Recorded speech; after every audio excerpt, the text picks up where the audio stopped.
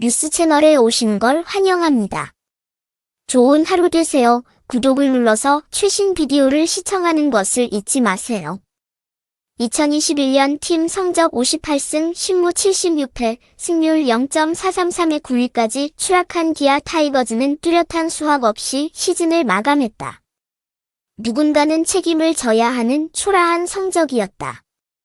결국 이화원 대표이사와 조계현 단장이 물러났고 맥 윌리엄스 감독과의 동행도 마침표를 찍었다. 그해 11월 말 기아는 장정석 전 해설위원을 신임 단장으로 선임하면서 본격적으로 2022 시즌 준비에 돌입했다. 12월 초에는 내부 승격을 통해서 김종국 수석 코치에게 지휘봉을 맡기기로 결정했고, 크리스마스를 앞둔 23일, 24일에는 외야수 나성범 6년 총액 150억 원, 투수 양현종 4년 총액 103억 원과 FA 자유계약 선수 계약을 체결했다. 양현종의 경우 옵션이 48억에 달했지만 총액만 놓고 보면 무려 250억 원이 넘었다. 결코 적지 않은 금액을 투자했다는 것은 그만큼 팀의 핵심 전력이나 다름이 없는 두 선수에게 큰 기대를 걸었다는 이야기다. FA 영입으로 탄력을 받으며 5강 혹은 그 이상까지도 바라봤던 기아의 2022 시즌을 되돌아본다. 시작은 좋지 않았다. 홈에서 열린 LG 트윈스와 개막 2연전을 모두 패배한 기아는 한화 이글스와 3연전서 시리즈 수입에 성공했지만 인천 원정에서 SSG 랜더스에 3연패를 당했다. 말 그대로 롤러코스터 행보였다.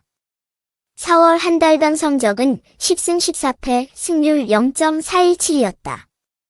반격의 서막을 알린 것은 5월 초였다. 첫째 주 키움 히어로즈 한화를 상대로 5승 1패를 기록하며 분위기를 바꾼 기아는 5월 26경기에서 18승 8패, 승률 0.691을 기록해 월간 승률 1위에 올랐다. 덕분에 팀 순위도 3위까지 끌어올렸다. 4월과 전혀 다른 모습을 보여준 외국인 타자 소크라테스 브리토를 중심으로 타선이 살아난 것이 결정적이었다.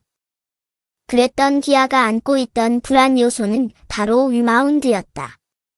선발진에서는 이닝 히터로서의 역할을 해주지 못한 외국인 투수 로니 윌리엄스야 부상으로 장기간 이탈했던 션 롤링의 공백이 뼈아팠다. 자연스럽게 불펜의 부담이 커지면서 마운드 전체가 위태로웠다. 시즌 막바지까지도 크게 흐름이 달라지지 않았다. 로니를 대신해 영입한 토마스 파노니가 후반기에 안정감 있는 투구를 선보인 것은 위안거리였다. 특히 파노니는 8월 한 달간 5경기 33분의 1이닝 1승 평균 자책점 1.78로 팀의 5위 수성에 힘을 보탰다.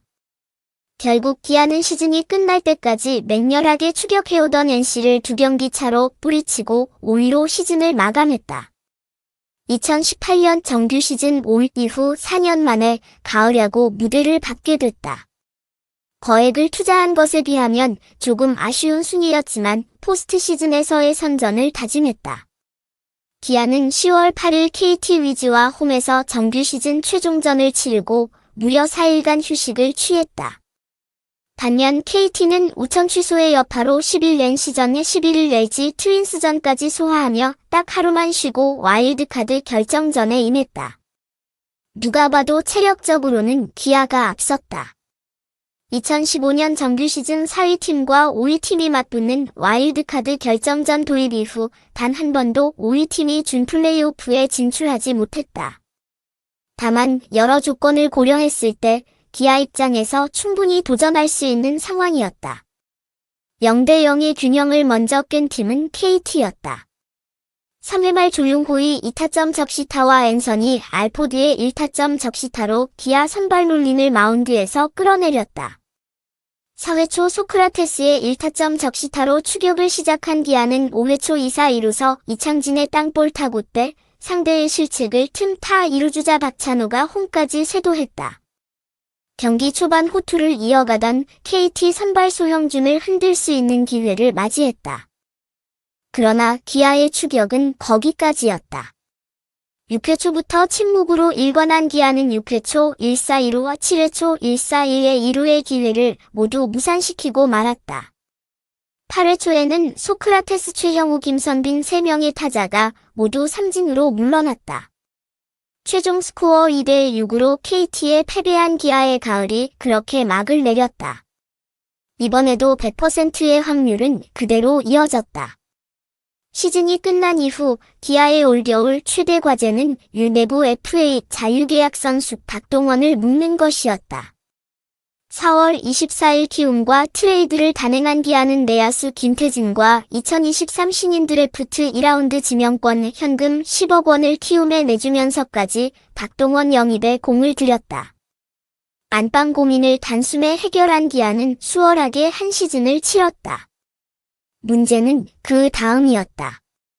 2022 시즌 종료 후 곧바로 FA 자격을 취득한 박동원은 시장에 나가서 자신의 평가를 받길 원했다.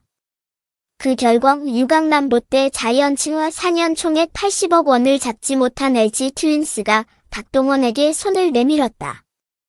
계약 조건은 4년 총액 65억 원이었다. 구단도와 선수도 만족스러운 계약이었다.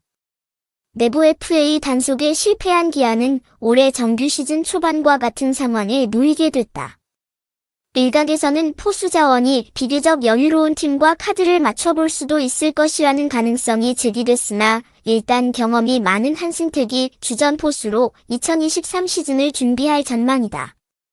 외국인 타자 소크라테스와 재계약을 한 것과 달리 외국인 투수 2명은 전원 교체했다. 후반기에 준수한 성적을 남기고도 놀린 파노니와 도장을 찍지 않았다.